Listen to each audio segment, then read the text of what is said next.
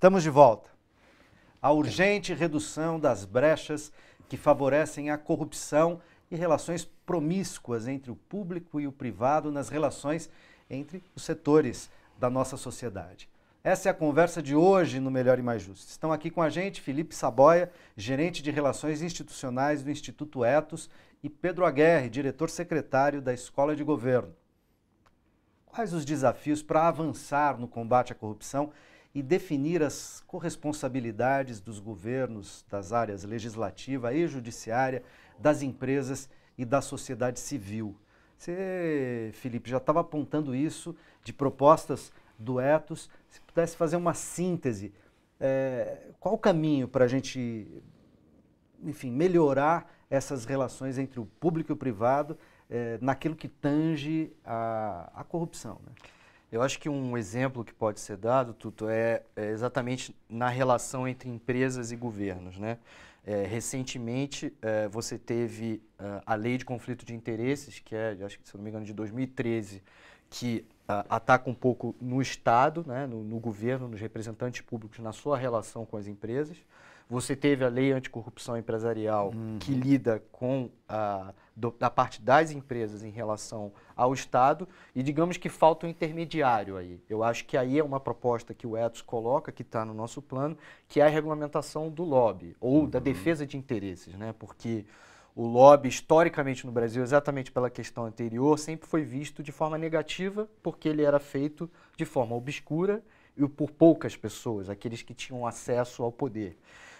Então, regulamentar o lobby... De novo, o sentido apenas moralista da questão. Isso, exatamente. Então, regulamentar o lobby quer dizer dar transparência à defesa legítima de interesses que em qualquer democracia... Dizer o que pode e o que não pode, exatamente. Né? Até onde quais o são lobby os pode limites, ir. quais são os limites, de que forma que você consegue ter acesso equitativo dos diferentes grupos de defesa de interesse e não somente pela questão financeira você consegue um acesso maior ao ente público. E né? é bom dizer que há lobby regulamentado em vários outros países. Claro, né? não, isso é uma Estados Unidos tendência. É um exemplo exatamente. clássico, às vezes até exacerbado. Isso, a crítica atual nos Estados Unidos é o excesso de regulamentação que acaba inviabilizando a defesa de interesses. Mas eu acho que isso é normal na discussão legislativa, mas fato é que há uma tendência global nesse caminho. Ainda há muito a se fazer e eu acho que o caso do Brasil é emblemático nesse sentido.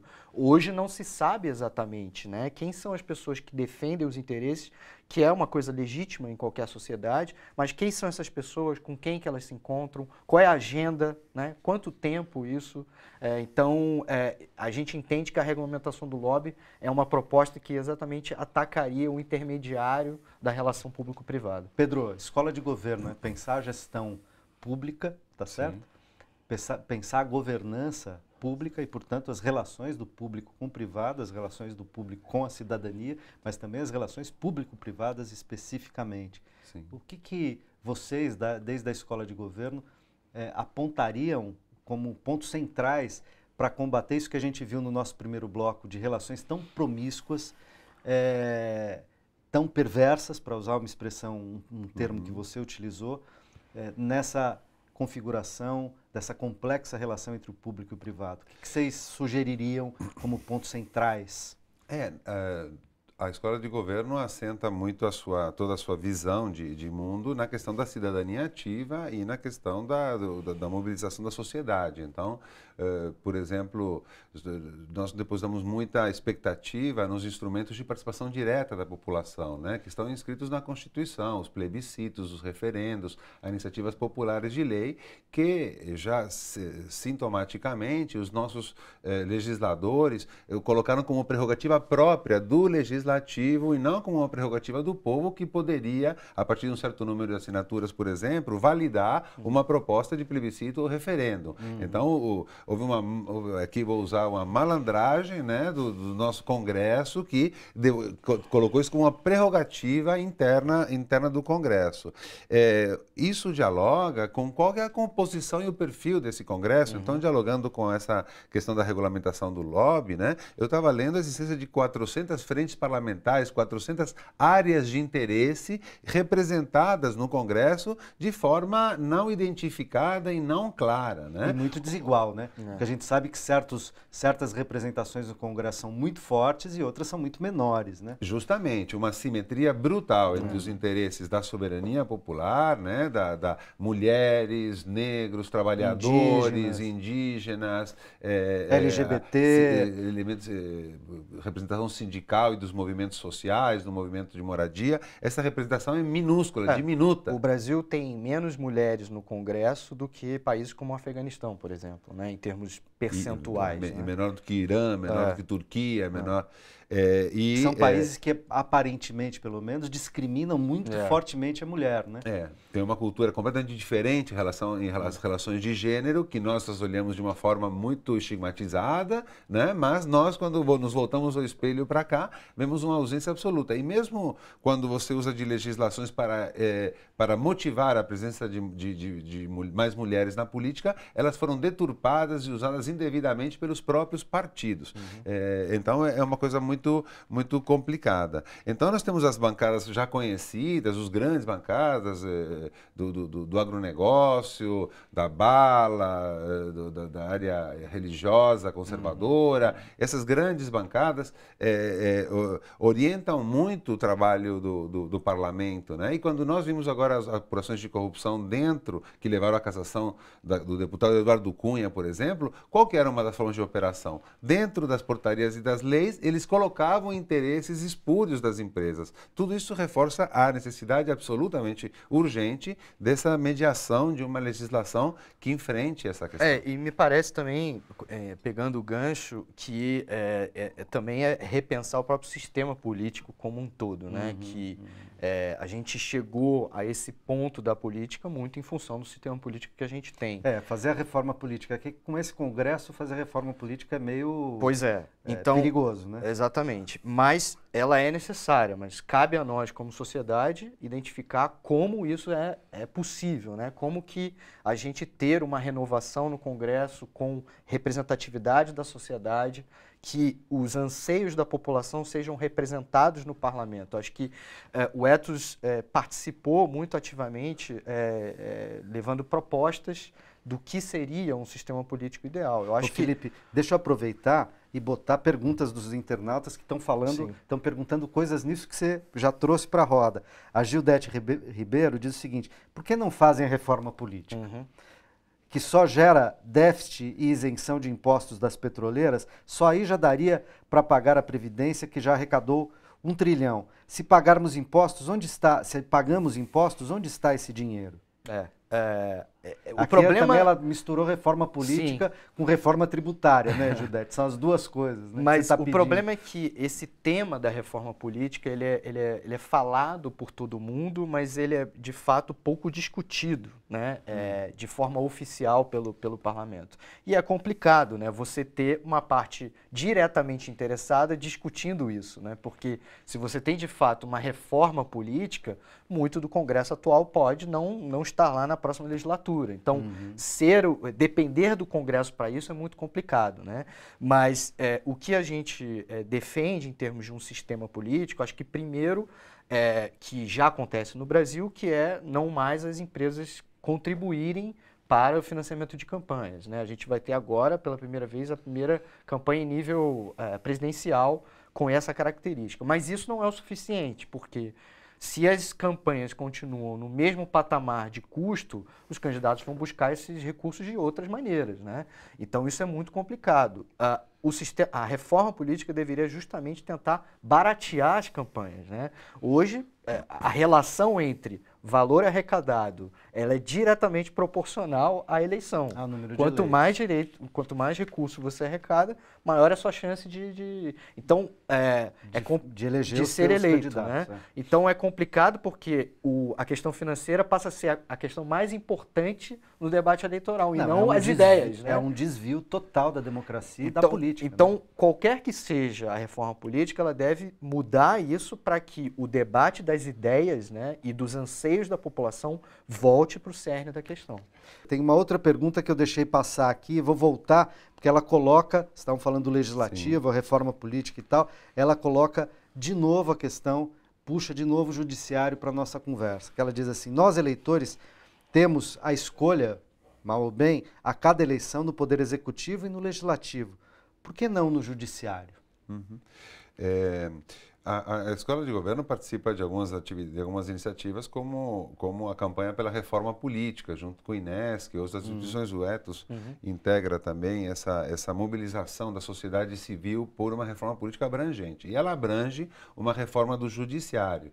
Duas características é que, em determinadas situações, ou países, modelos, Felipe talvez possa nos explicar melhor, existe até o Instituto da Votação dos juízes em comarcas, que é uma questão muito interessante. Estados Unidos também é outro paradigma nesse caso. Sem ir tão longe, os mecanismos de controle social, né, os conselhos que podem estar associados, como, por exemplo, na Defensoria Pública de São Paulo, você tem uma ouvidoria externa que tem um conselho participativo, um conselho da sociedade que acompanha, faz sugestões, delibera, escuta a sociedade. Então, mecanismos de controle social, de transparência e de diálogo, né? No Tribunal de Justiça de São Paulo chegou a ser montado um conselho há 3 ou 4 anos atrás, mas não operou. Então, o controle social, a presença da sociedade civil, dos usuários do serviço, tudo isso é um fator fundamental numa reforma do judiciário, além de questões da própria estrutura do judiciário que não estão no escopo dessa conversa. Por isso que, junto com a questão dos custos e do financiamento, aparece também a estrutura do sistema político. Note que essa reforminha que foi aprovada mantém as coligações proporcionais no Congresso, ou seja, as coligações para eleger um candidato vão se reproduzir no parlamento estas eleições presidenciais.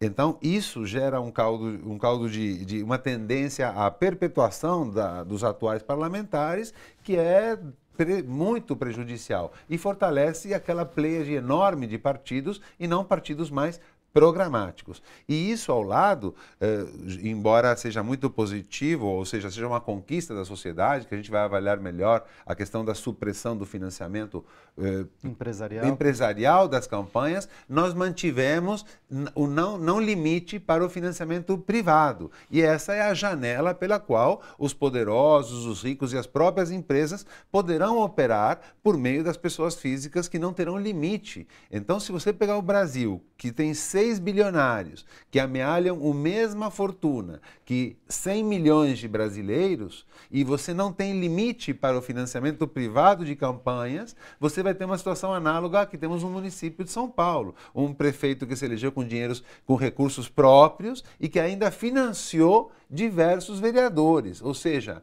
o mandatário do executivo, ele é responsável por uma bancada. Então, se criou um instituto que é a bancada de uma pessoa física que acaba... Então, é uma situação de uma perversidade, uma situação de uma anomalia brutal. Mas o presidente Temer vetou esse limite obrigatório das contribuições de pessoas físicas, infelizmente. Infelizmente.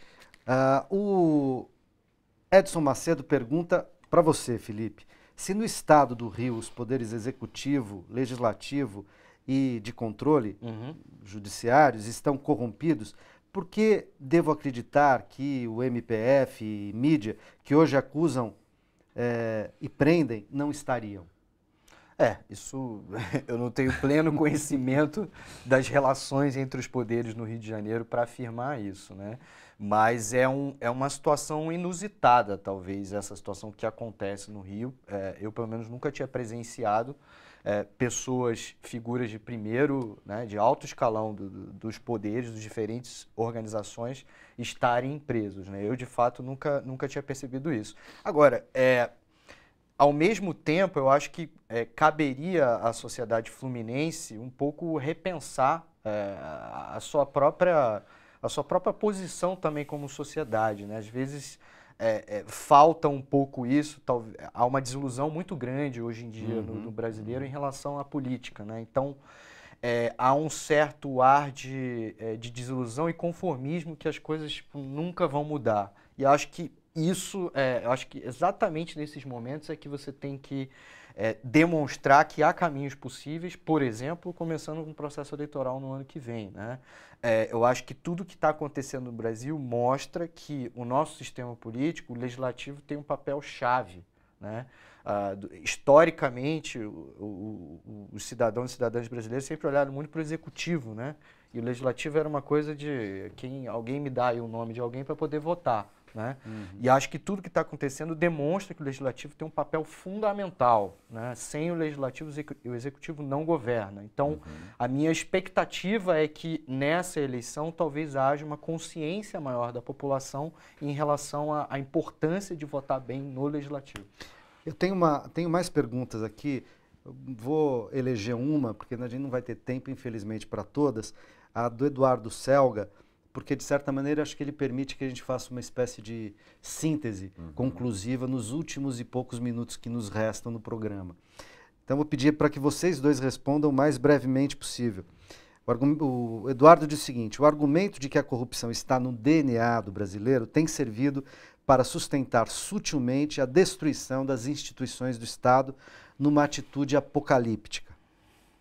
Um pouco nessa direção, né? Nada mais fará sentido, não adianta mudar, o Estado é assim mesmo, os políticos são todos iguais e tal. Quais caminhos para reverter isso? Essa percepção advém de algum esforço de convencimento nessa direção, e nós estamos visualizando isso num processo histórico de demonização da política, de colocação da política pela grande mídia, pela grande imprensa. Aliás, na reforma política, a mídia aparece como um elemento fundamental a ser regulamentado conforme reza a Constituição. A Constituição teve essa característica de desenvolver questões importantes para a democracia, mas que careciam de regulamentação complementar. E, obviamente, os parlamentares esqueceram, entre aspas. E nós temos, por exemplo, o testemunho da deputada Luísa Arundina, que, mandato a mandato, busca reaquecer essa pauta, mas o Congresso não tem interesse. De qualquer maneira, a gente nota que é uma espécie de corrente de opinião muito calçada na mídia, falando que os políticos não prestam, os partidos não são confiáveis, desconstituindo uma ideia basilar que a escola de governo e a sociedade civil como um todo defendem, que é a importância dos partidos como elemento fundamental e a importância das instituições públicas como sendo fundamentais. Então, o fato da gente ter, às vezes, momentos em que o Tribunal de Contas apresenta sérios problemas até endêmicos, até em São Paulo tem processos contra ministros do Tribunal de Contas da União, isso não quer dizer que o tribunal é uma instituição errada ou falida, pelo contrário, que significa que estamos no caminho certo, basta que seja aplicada a lei e haja uma penalização. Em todo caso, eu acho que essa eleição de 2018 traz um elemento fundamental, que são novas formulações para a política. Campanhas coletivas, grupos de ativismos. A gente vai ter uma disputa importante de novas formas de expressão. Também, né? Possibilidades ricas e ameaças também. Muito rapidamente, só para a gente fechar, Felipe, queria que você também respondesse aí ao Eduardo Selga. Comentei sobre o Plano Nacional de Integridade, né? Gostaria até de dizer para as pessoas que se interessarem, o site do Ethos está em consulta pública, o Plano Nacional de Integridade. Dá o site do Ethos, olhando ali para www.ethos.org.br.